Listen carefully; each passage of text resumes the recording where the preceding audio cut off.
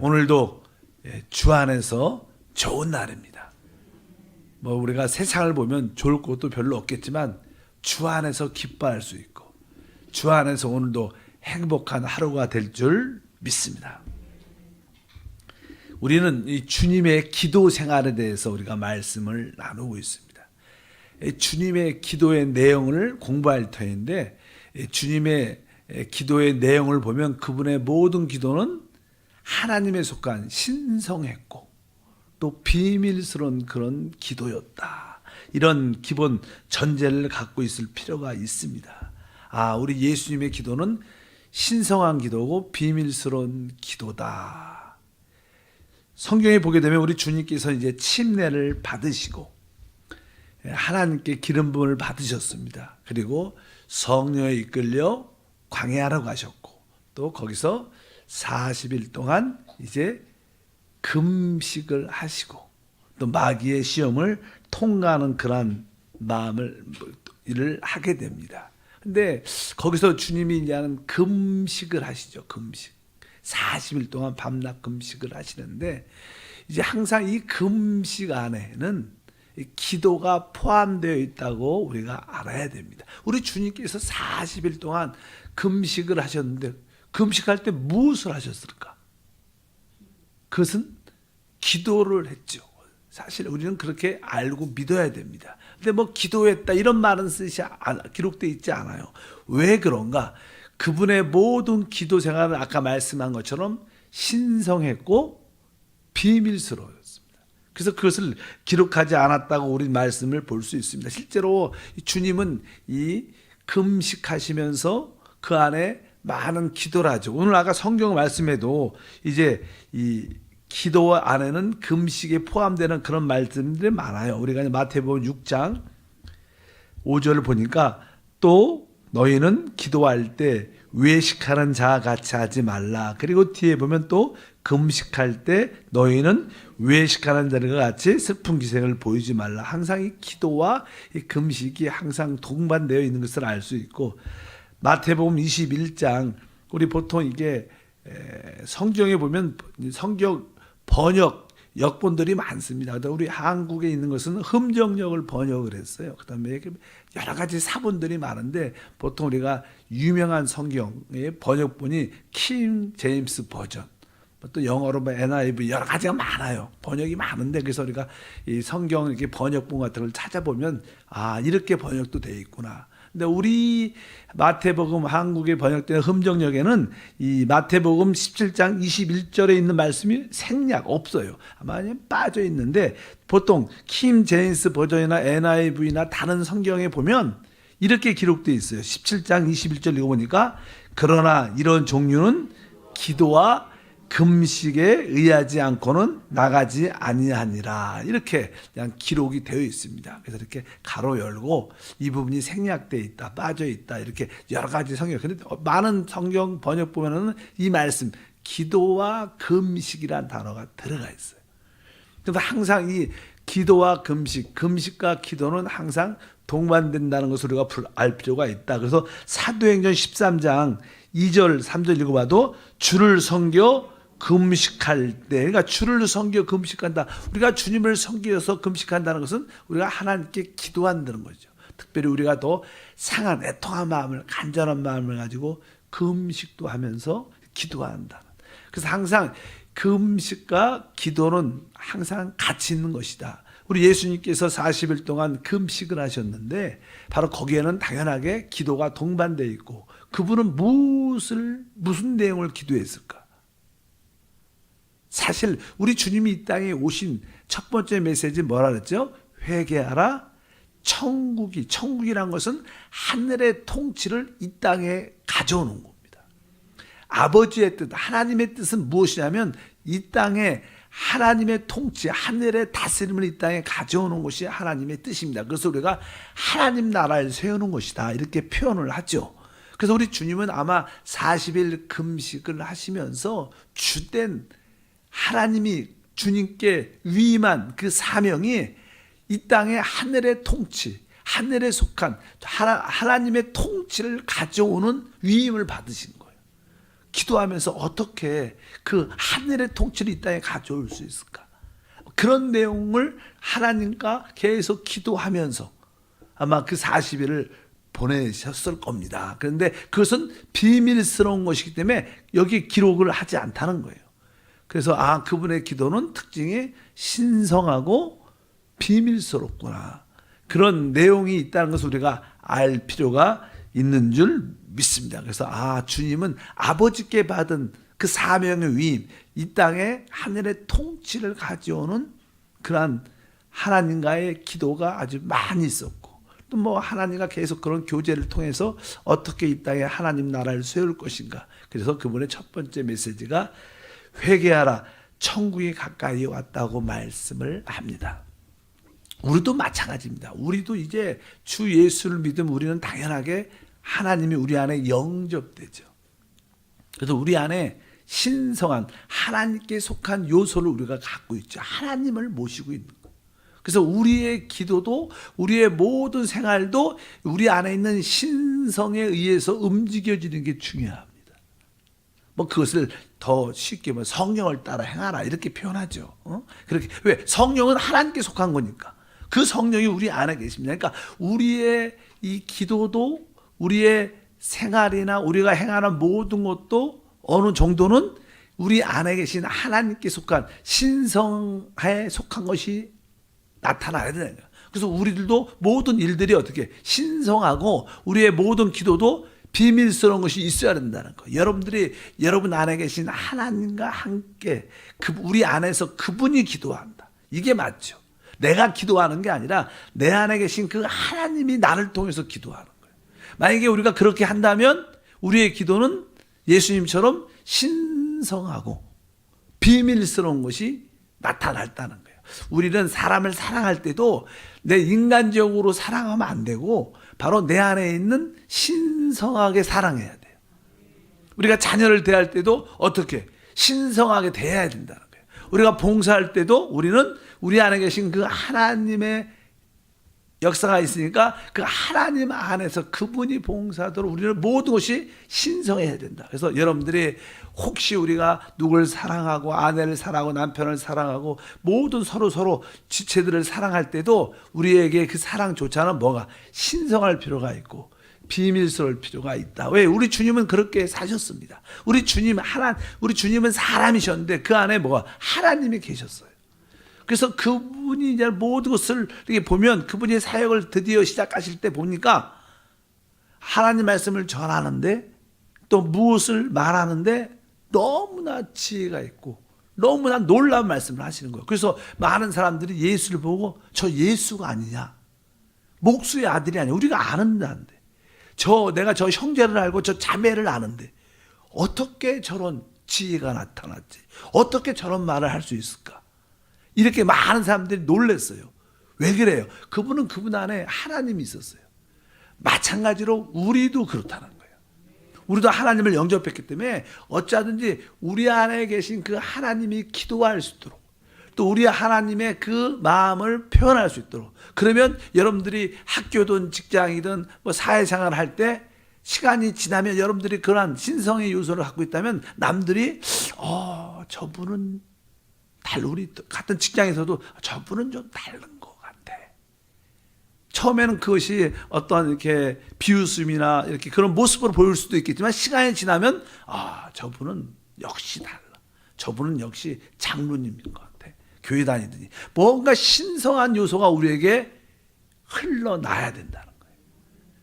이것이 중요한 우리의 기도 생활인 줄 믿습니다. 이러한 신성한 요소를 갖고 그 하나님이 우리 안에서 무엇을 할 때 그것을 행할 때 바로 우리는 신성하고 비밀스러운 그런 요소를 갖게 된다. 그래서 우리 주님의 모든 기도는 기본 원칙이 신성하셨고 비밀스러웠다. 그래서 많은 내용들이 정확하게 다 기록되지 않는 그런 모습을 갖고 있습니다. 예수님은 육신을 가지고 있는 사람이셨지만 그분은 신성하셨고 비밀스러워. 우리들도 육신을 갖고 있지만 이제 그 하나님을 우리가 영접했기 때문에 우리에게도 그런 신성한 기도가 필요하다. 내가 내 안에 계신 하나님을 모르고 기도하면 그냥 인간적인 육신적인 기도의 표현밖에 안 되지만 내 안에 신성한 하나님 계시지. 그 하나님 나를 통해서 기도하는 것이지. 그래서 그분의 뜻을 말해내면 그것은 신성한 기도가 되고 하나님의 뜻을 우리가 이해하게 될 줄 믿습니다. 그래서 우리 모든 믿는 사람들은 신성하고 비밀한 사람이 돼야 된다. 그런 의미를 갖기를 바랍니다. 그것이 바로 신앙에서 가장 중요한 내용들이죠. 또 디모데전서 3장 16절에 크도다 경건의 비밀이여 그렇지 않다 하는 이가 없도다. 그는 육신으로 나타난 바 되시고 바로 하나님이 우리 육신을 통해서 보여줬다는 거예요. 그래서 늘 말하죠. 경건이 뭐냐? 경건이라는 단어는 바로 우리 육신 안에서 우리 몸 안에서 누가 안에서 하나님이 표현되는 거예요. 그럴 때 우리는 경건을 볼 수 있는 거예요. 하나님과 같은 그런 뜻이지만 바로 육신은 우리를 통해서 바로 예수님을 볼 때 우리 누굴 본 거예요? 하나님을 본 거예요. 그게 뭐예요? 경건이라는 거예요. 바로 우리 안에 그러한 신성한 삶이 우리 가운데 함께해야 될 줄 믿습니다. 그래서 이제 우리 주님은 현재 무엇이냐? 바로 죽음과 부활을 통해서 생명 주는 보혜사 성령으로 우리 안에 실제로 오셨어요. 실제로 오셨죠. 그리고 성경에 보면 우리 그리스도가 우리 안에 계시죠. 디모데후서 4장 22절 잘 아는 말씀이지만 나는 주께서 내 심령에 함께 계시기를 바라노니 은혜가 너희와 함께 있을지어다. 그냥 말하죠. 주께서 내 심령에 함께 계시기를 바란다. 바로 우리 주님이 어디? 우리 영 안에 계시는 심령이 우리 영 안에 계셔요.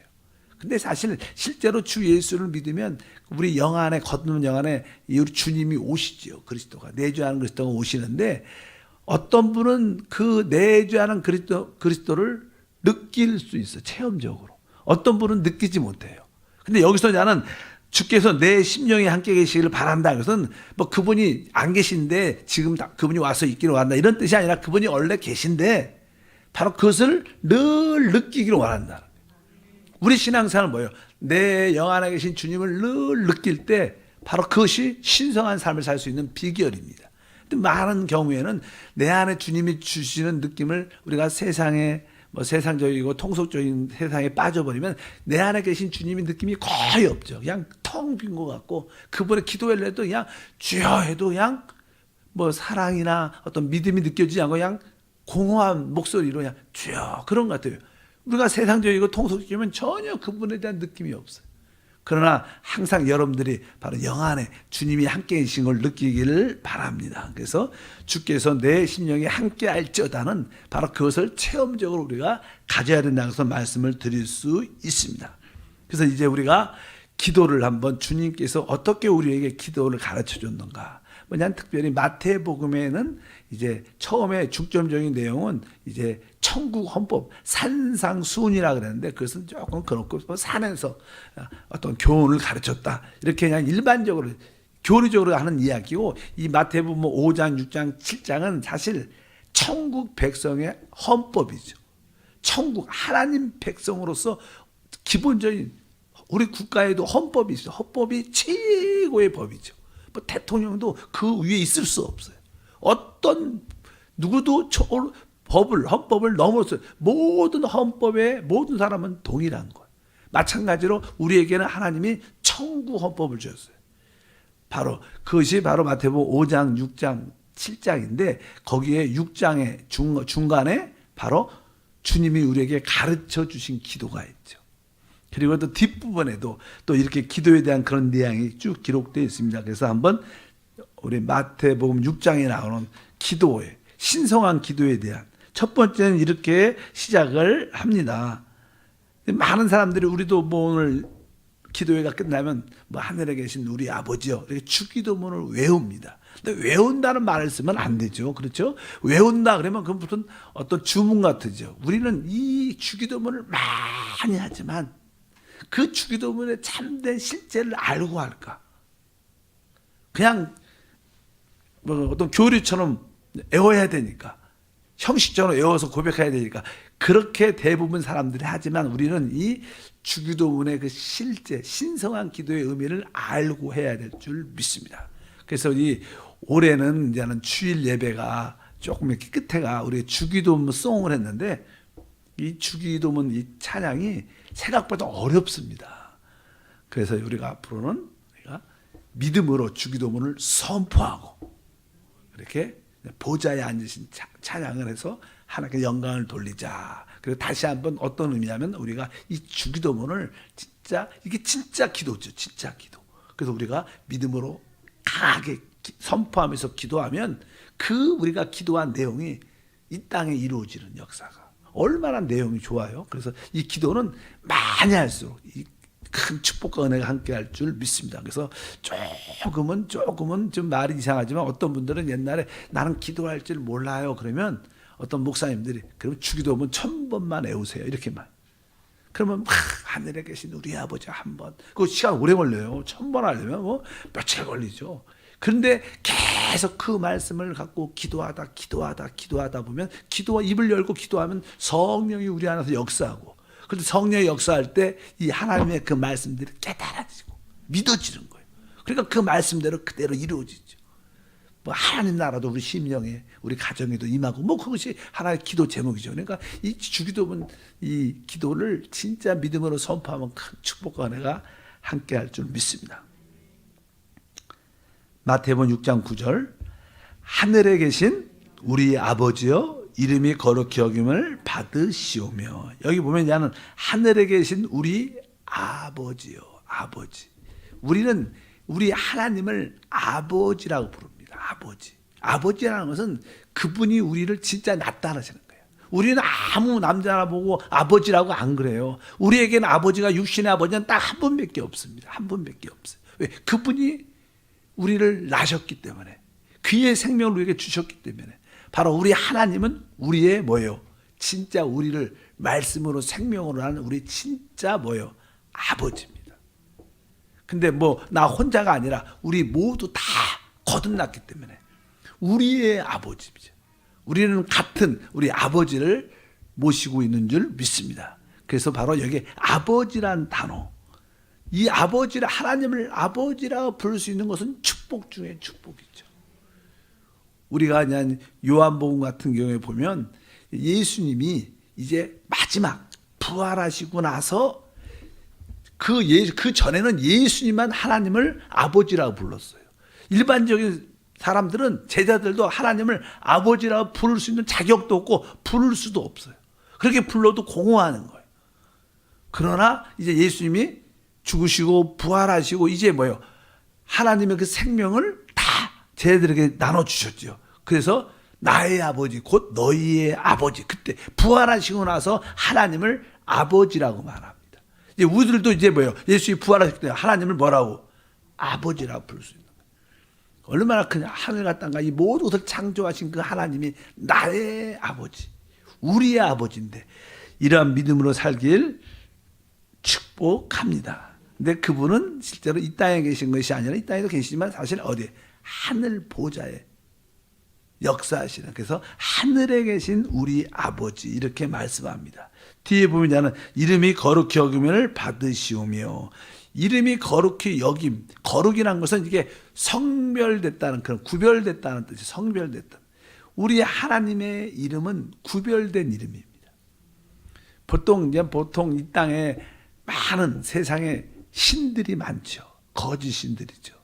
그래서 보통 세상 사람들은 그냥 우리 하나님의 그 이름을 그냥 어떤 신, 뭐 알라, 무슨 신, 부다, 부처, 무슨 신 이렇게 해가지고 똑같이 동일하게 취급을 해요. 그들은 잘 모르니까. 그러나 우리 주님의 아버지의 이름은 성별된 이름입니다. 그 이름을 갖고 막 이렇게 세상 사람처럼 뭐 이렇게 농담같이 그냥 아예 내가 예수 이름으로 내가 약속할게. 아무거나 그렇게 쓰는 이름이 아니라는 것입니다. 우리는 분명히 알아야 됩니다. 우리 하나님의 이름이 이 땅에서 성별, 구별된 이름으로 남아야 된다는 거예요. 그러려면 여러분들이 어떻게 그러한 구별된 사람을 세상 사람과 다르게 구별된 삶을 살아야 된다는 거예요.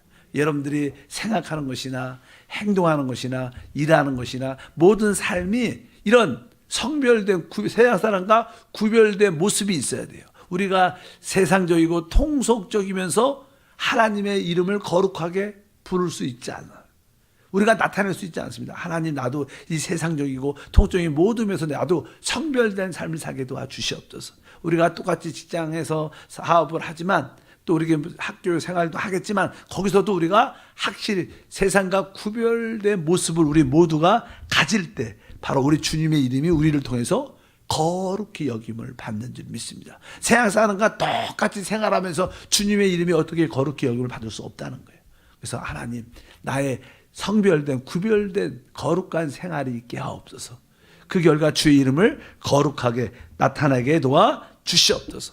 세상적이고 통속적이고서도 내가 성별되기를 원합니다. 이러한 모습이 우리 가운데 함께해야 될 줄 믿습니다. 그럴 때 우리는 하늘에 계신 우리 아버지요, 아버지의 이름이 거룩히 여김을 받습니다.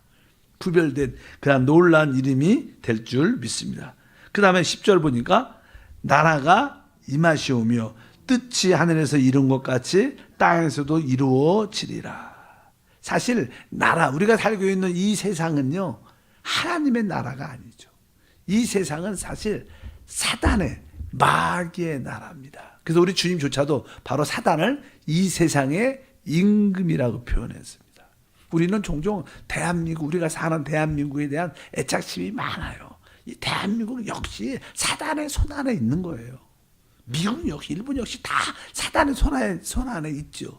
그 안에 국민 중에서 진짜 주님을 사랑하는 하나님 백성, 할 나라가 있는 거지.